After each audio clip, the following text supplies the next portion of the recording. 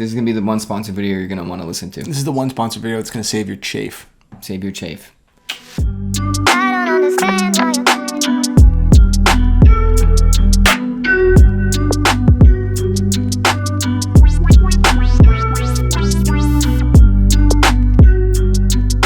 What is up, Watch fam? I am Christian, the curator of the Theo and Harris Watch Shop. I'm not going to remind you of that. I'm Michael.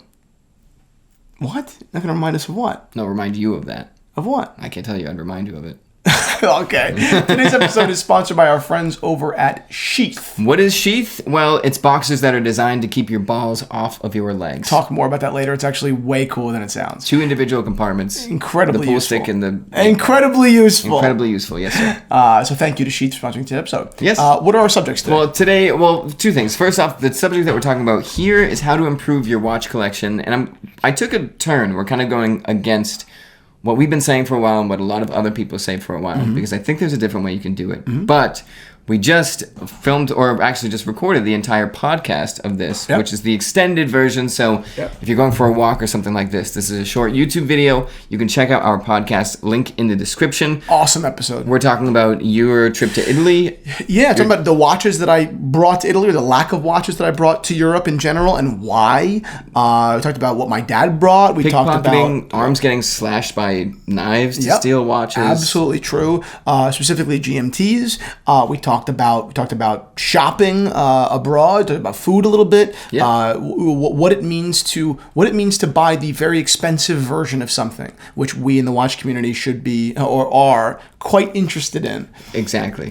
So yeah. And that was the first time that we're experimenting with not totally on-topic watch talk, which if it goes well, we will be incorporating. We could even do an entire podcast off topic. Yeah. And the funny thing is, like, there's parallels, right? So there are always parallels. Even when we're talking about like traveling or food, I'm not even forcing it. There is parallel with watches. So that's what happened here. But great episode. I would really suggest that you guys go watch it because it's awesome. Go listen to it. It's awesome. And finally, and then we'll get into the subject. We are doing giveaways, big fat giveaways on Theo and Harris. You have to be subscribed to this channel and you have to comment in order to win said giveaways. But it's literally money.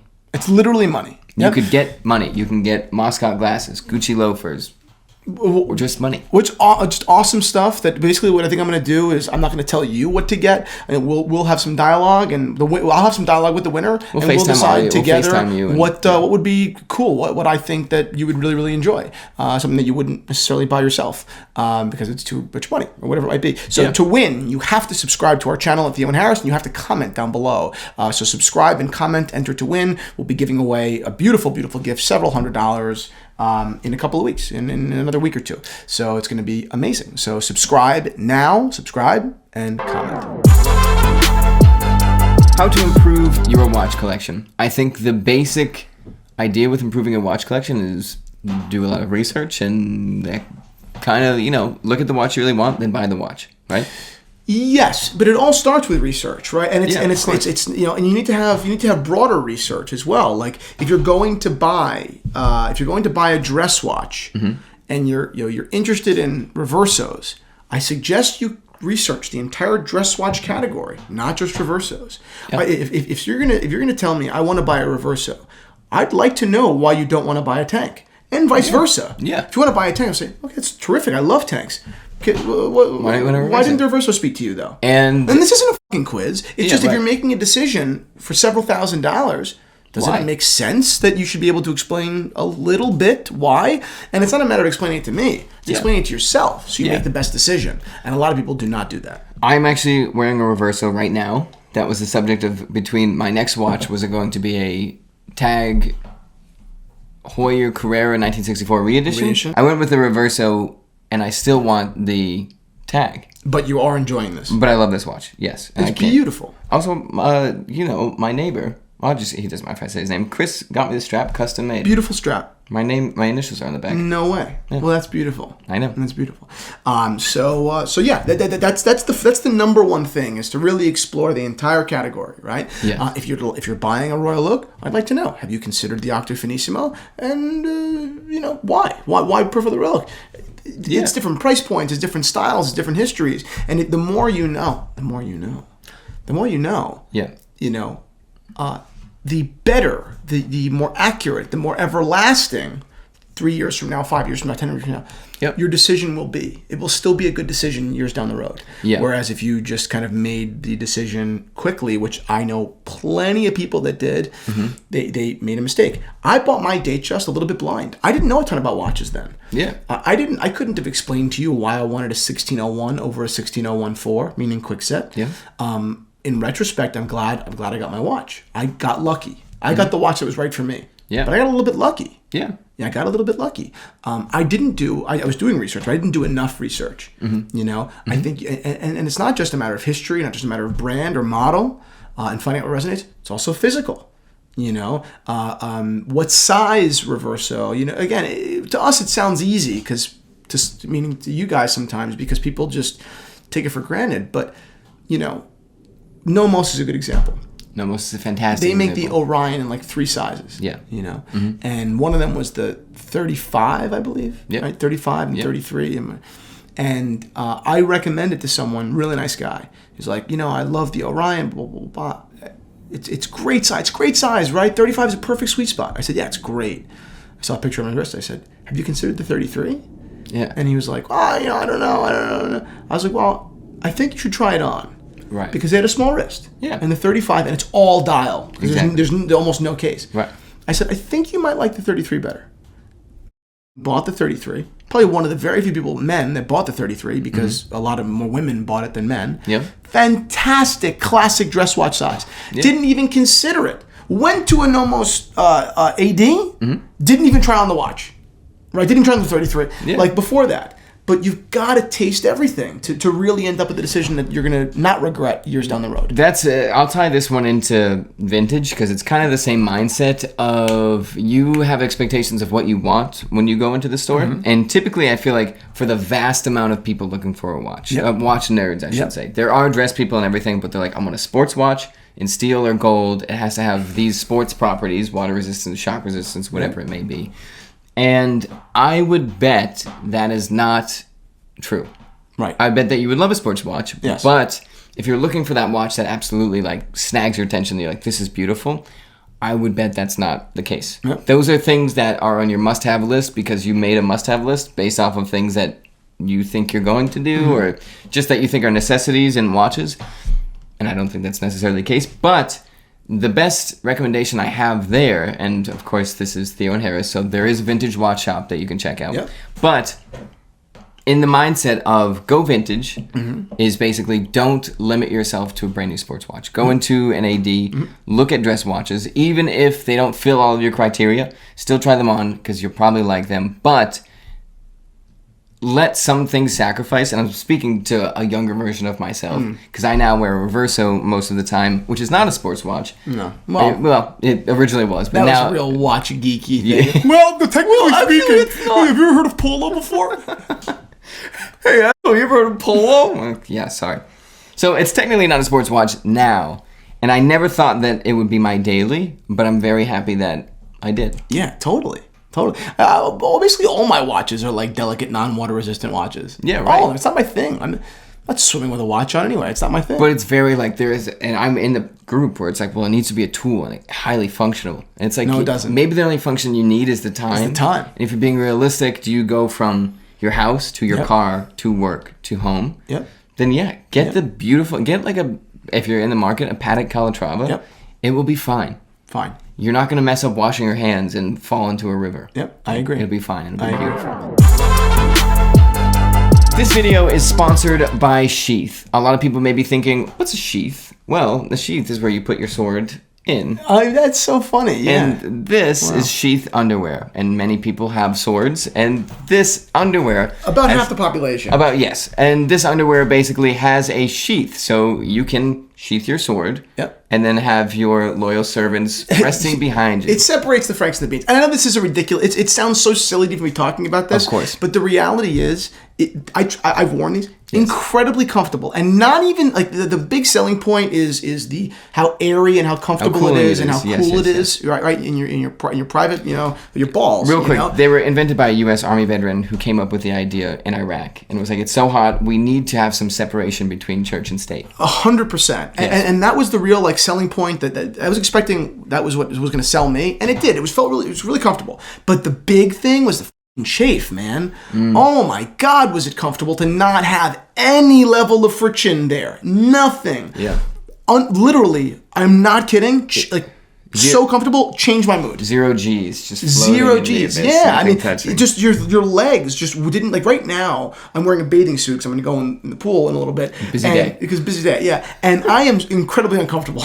Yeah. I almost wish I was wearing jeans and Sheath right now. I'm not kidding. Wow, that's how comfortable the material and the construction, really everything. Super, super comfortable. I highly recommend picking up Sheath. They ship fast. It's something, I don't know how old you are, but it's good to try new things. Try it out. Christian has... Again, it sounds silly. I hate being the guy that's saying, you should buy new underwear, because it sounds silly, but I really mean it. It's just an important tool in anyone's arsenal. It sounds ridiculous, but it's the truth. I recommend it, and I challenge you to recommend it and then tell me you didn't like it. I challenge, yes. It's that comfortable. I mean it. It's ridiculous. So if you want to keep the boys downstairs cool, then definitely check them out. You can use our link below and use code Theo and Harris at checkout, or go to sheathunderwear.com/Theo and Harris for 20% off. Again, highly, highly, highly recommended. Thank you to Sheath for sponsoring this video. But even if you didn't, I'd still be wearing Sheath today and tomorrow and the next day and the next day, Friday, Saturday, all the weekend. Multiple pairs. I love Sheath. I love Sheath. The next one you have there is flipping. And you said flip like crazy in the list. And, that's about making money, and that's possible as well. Well, no, that's actually not about making money. Oh, you don't? Oh, no. Okay. So this is actually the biggest point I had today, which is I feel like a lot of watch searching is you need to find the perfect watch, right? But if you're in a respective space where a watch will come pretty close to holding its value, it's going to be tough to be like if you just get into watches and you want to spend a decent chunk, to be like, I want this watch, that's the watch for my entire life. Right. When there's vintage, there's dress, there's everything out there, and some people don't live in cities or something like that. So, yeah, if you think a watch is cool, get it. Don't make a promise that this is the watch you're going to get married in. Get it, check it out, enjoy it, and flip it, taste and stuff. go. Yeah, I agree with that. Yeah, definitely. Don't not prematurely, but when you know that a watch doesn't really work for you, just sell it. Get rid of it. Yeah. Trade it into something. And you can work with dealers, especially if you have relationships with dealers. Like if you are a frequent customer and you're buying straps and you're buying watches or you're selling watches or you're just being nice, then you can absolutely, you can definitely be in control of your collection and tasting more things and not spending a ton of money while doing it. You don't need to have a $60,000 collection to have owned $6,000, $10,000 watches. You're right. You could have $10,000. And one of them... $13,000, and you just rotate. One of them is also going to stop you and be like, well, maybe... Like, I have the privilege of photographing 30, 40 watches at a time. Right. So, like, the Tag Heuer, again, the re-edition, I've seen plenty of those watches and never cared about it. Put it on my wrist to photograph it, and I was like... Wow, that's a good watch. Yeah. And obviously, I can do that kind of on steroids because I'm photographing all of them. Right. But you can also do it just being like, yeah, I'll try a 36mm chrono. Yeah. Whatever, I'll flip it. The next note here is don't limit your price in either direction. Completely agree. Completely agree. And it's both ways. Maybe you've got a strict budget of $10,000, but I ask you, or for argument's sake, I ask you, well, why $10,000? Why not $17,000? And they say, well, I don't have the money. And I say, that's fine. I agree with that. But what if you held off? What if you wait? What if the real watch is going to make you happy? You can't have it for another 2.5 years or 3 years. Yeah. Sounds crazy. Yeah. Buy something in the meantime that you enjoy, right? I really feel that way. I'm not the kind of guy that needs to have 40 watches. Right. I think I've got 12 watches, and quite a few of them are inexpensive watches. Right. I like that. Yeah. I like to. The vast majority of the value of my collection is consolidated within a very small amount of watches. Yeah. Very small. Yeah. I like that. I like having a big boy, like the big watch, as opposed to 7 smaller ones. And I would argue that you have now. How many watches do you think you have? I really. Oh, what? No, not do you have come in and out? Hundreds. Hundreds. And I've said this to you before. The Breguet tradition is the I own a watch company watch. That watch that if you're looking, you check out Rolex, you check out Omega, everybody has one. But there's this certain type of collector that has gone through so many things that looks at a Breguet and thinks like, wow, that is a beautiful heritage piece. They're the first people that really did it. And this is an incredible watch. But it takes a while to break out of that. Like, well, these are the watches that I want. Totally. That was we did a film on it, and you were like, oh my god. And that was a lot of money. That actually, we did see that watch for the first time at London Jewelers. We did, and is our authorized dealer partner. And I said to myself, okay, I need to buy this watch. And that was the most money I'd ever spent on a watch for myself. Yeah. I had bought watches that were more money. For the business. But for myself, to put in my personal collection, that was really expensive. And I was like, wow, it's a little audacious of me to do that. But whatever, I guess let's rock and roll. Right. And I not that I said it would go into the personal collection forever, but I said I definitely want this in my collection for a while. Yeah. And then I ended up, whatever, and now I don't know what to do. But, we'll see. But, yes, I agree with that. Yeah, I think, obviously I'm with you a lot now, and that is the watch that no matter what someone brings to the table, they want to see your watch instead. Yes. Like Tiffany Paddock, someone's like, well, let me see yours. That's cool. This is Breguet. Yeah, it's an incredible watch. And that is the outcome of hundreds and hundreds of watches coming in and out all the time and being like, wow, that's cool. I want to make an episode, maybe next episode, about the next watch I think I'm going to buy.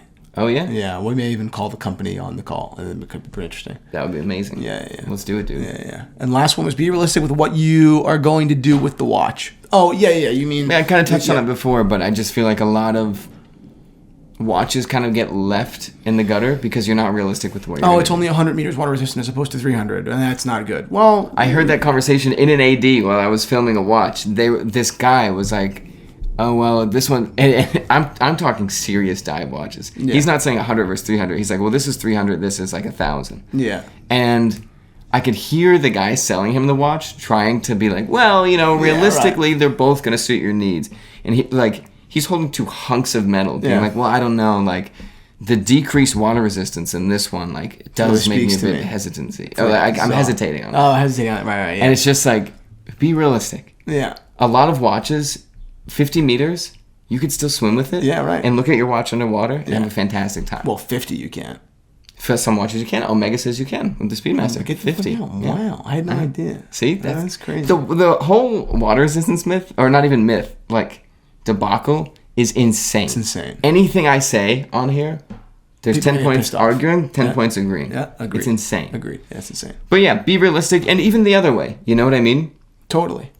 Like, get a Calatrava if you want a Calatrava. Oh, yeah. It's incredibly useful. You wear it almost all the time, I have a vintage Patek we gave to my grandfather that, I don't wear it a lot because it's his watch, not mine, but I would never hesitate wearing it. Like, never. Yeah. I'll wear it I wouldn't wear it to the beach because, but like I would wear it down the shore for a weekend and like leave it when I was going to the beach and wear it at lunch on the beach. I'm just running the water. I don't wear watches in general running in the water. I don't care what watch. Yeah. I wouldn't wear a Submariner or go in the water. I just don't wear watches in the water. When I say be realistic, I don't. If you have a Patek from 1950s, maybe don't take it to the beach. But don't.